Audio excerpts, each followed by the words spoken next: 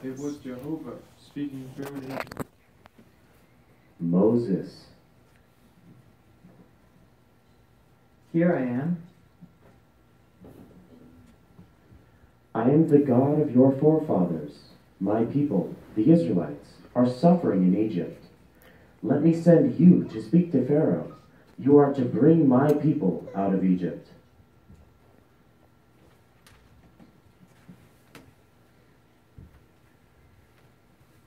Moses and his brother Aaron went to appear before Pharaoh.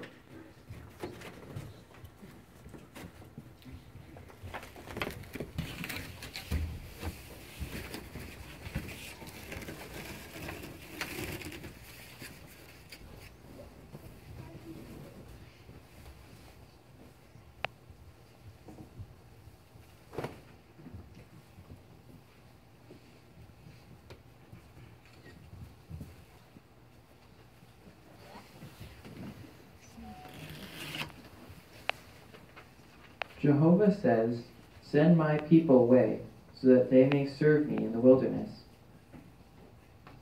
Who is Jehovah? I am not going to send Israel away.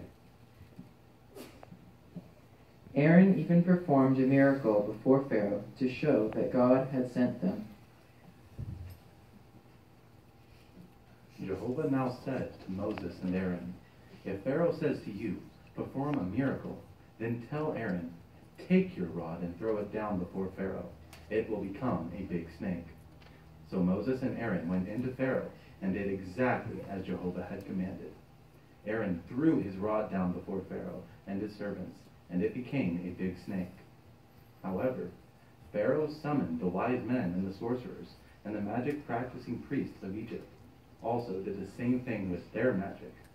Each one threw down his rod, and they became big snakes, but Aaron's rod swallowed up their rods. Still, Pharaoh's heart became obstinate, and he did not listen to them, just as Jehovah had said.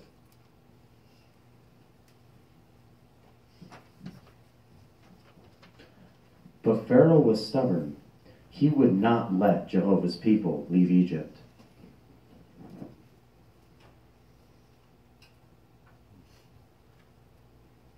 Next, Jehovah brought the 9 plagues on Egypt.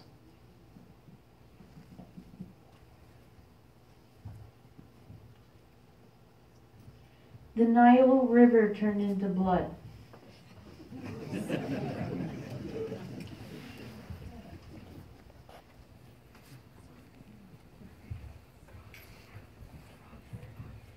Frogs covered the land.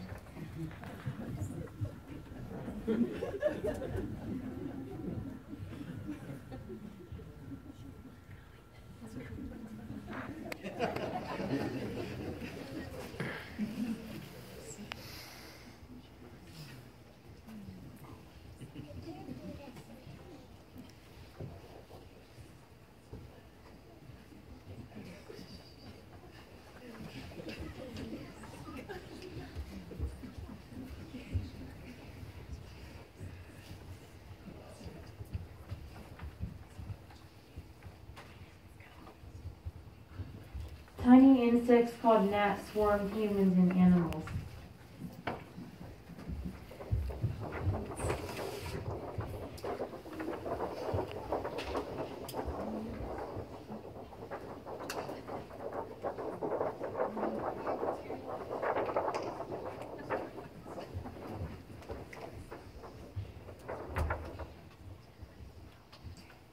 Gadflies invaded houses and ruined the land.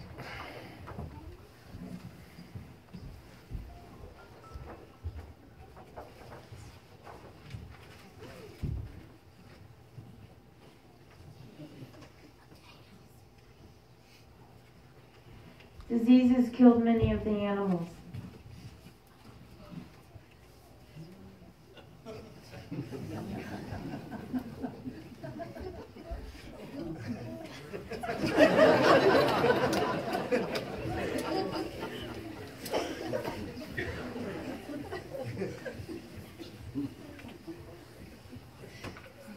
The Egyptians and their animals had painful boils with blisters.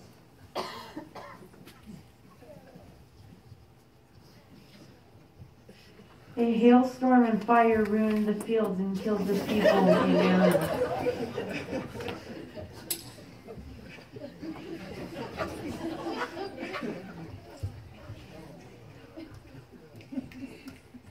Locusts, a kind of grasshopper, ate up the vegetation left over after this destructive hailstorm.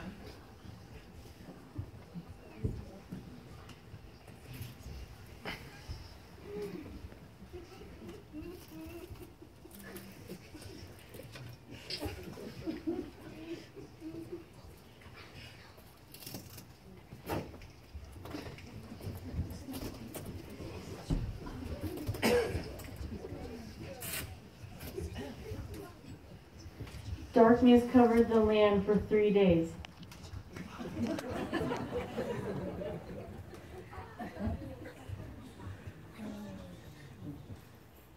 But Pharaoh refused to send the Israelites away. Moses and Aaron went to see Pharaoh again. Jehovah has said, I am going to bring one more plague on Egypt. About midnight, every firstborn son will die. Sure enough, that very night, Jehovah sent his angel to kill the firstborn son in every God-defying Egyptian home, including Pharaoh's son. He inflicted his burning anger on them, fury and indignation and distress, companies of angels bringing calamity. He cleared a pathway for his anger.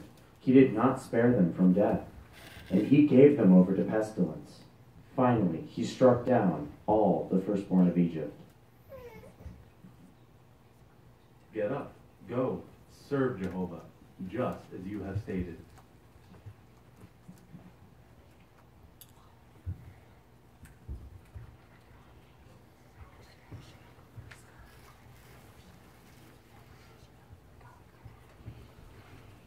All of the Israelites were finally allowed to leave Egypt.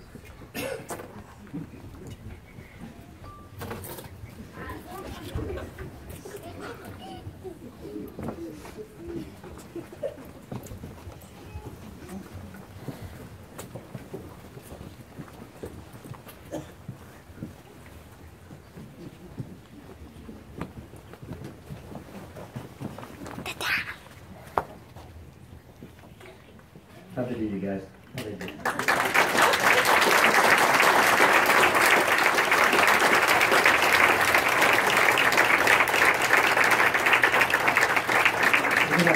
We're gonna have all the kids back up there on the stage. Take care over there. It'll be great. Go ahead and have a seat. My friends, we know that we enjoy opportunities like this, and the Faithful Slave has made it more and more obvious that as parents, as a congregation, we need to be focusing on our children. In this particular case, we have an opportunity to look at two different personalities, not only one of Moses, that of meekness, one of Pharaoh, one of stubbornness. We have a few questions we're going to ask the kids here. But it takes, as a parent, we say this a lot, but it takes all of us to raise our kids and make the truth enjoyable. So please, in your family worship time, when you're together, gatherings, think of your children. Think of things that will make the meetings memorable and serving Jehovah memorable, because Jehovah loves them so much. And so we have a couple questions. Again, like we talked before, we can't have everybody answer, okay? So we're just going to pick somebody and we'll get a microphone. So our questions are, why did Pharaoh not listen to Moses and Aaron? Who would like to answer that? Yes, you do. Why did Pharaoh not listen to Moses or Aaron? Because he was stubborn. He was stubborn. That is such a good answer. So how was Moses different from Pharaoh? How was he different? Let's see. We'll let Moses answer. Moses, how are you different from Pharaoh? Be nice. He was nice and kind and nice. Yeah, right. And he was meek, right? So Jehovah could use him. And then you guys, why do you think it is better? Now here's the lesson. We don't do this just for the play. But why do you think it is better to be meek and mild rather than arrogant and stubborn. Sister Perry. Because when you're meek and humble, it means you don't care about yourself, you care about others. And when you're stubborn and haughty, it means that you care a lot about yourself. That is very, very true. So it tells us here that there are a number of scriptures to read, and I was going to read these before, but I think we'll just pick a few out. Let's see what the Bible has to say. I had some moms kind of assigned. You guys ready over there? So let's have Exodus 9 and 17. Anybody ready for that? Exodus 9:17. What's that tell us? Ready? Oh. Are you still behaving arrogantly against my people by not sending them away?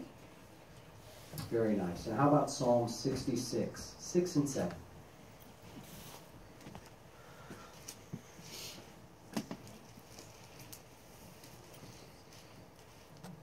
He changed the sea into dry land. They crossed the river on foot. There we rejoiced in him. He rules forever by his might.